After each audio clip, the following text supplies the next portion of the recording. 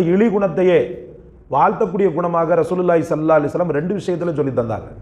அதில் ஒருத்தர் நல்ல கருணை வள்ளல் தர்மசாலி, அவர் அதிகமாக தர்மம் செய்து கொண்டிருக்கிறார். அதை பார்த்து இவரை மாதிரி நம்ம ஆகணும், இவனை மாதிரி நம்ம எப்படியாவது முடிச்சு எப்படியா என்ன செஞ்சிடணும், நம்ம சம்பாதிச்சு இவரை மாதிரி நம்ம என்ன செய்யணும், தர்மம் செய்யணும்னு பொறாமப்படுறார்.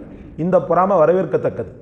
இன்னொன்று ஆலிமை பார்த்து பொறாமப்படுறார், கல்வி ஞானம் கொடுக்கப்பட்டவரை பார்த்து இவருக்கு கொடுத்த அந்த இல்மை மாதிரி எனக்கு ஏன் வரக்கூடாது, இவர் கற்றுக் கொடுக்குற மாதிரி ஏன் நான் கற்றுக் கொடுக்கக்கூடாதுன்னு சொல்லி பொறாமப்படுறார்.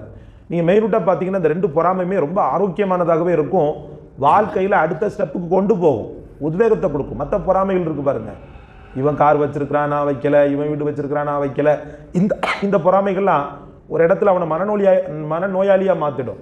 இந்த ரெண்டு பொறாமை எப்படி ஆக்குன்னு சொன்னால் ஆரோக்கியமாக ஆக்கும். இவனை மாதிரி நான் தர்மம் செய்யணும்னு போது எவ்வளோ பெரிய ஆரோக்கியமான விஷயம் பாருங்க.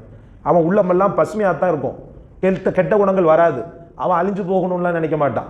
ஆனால்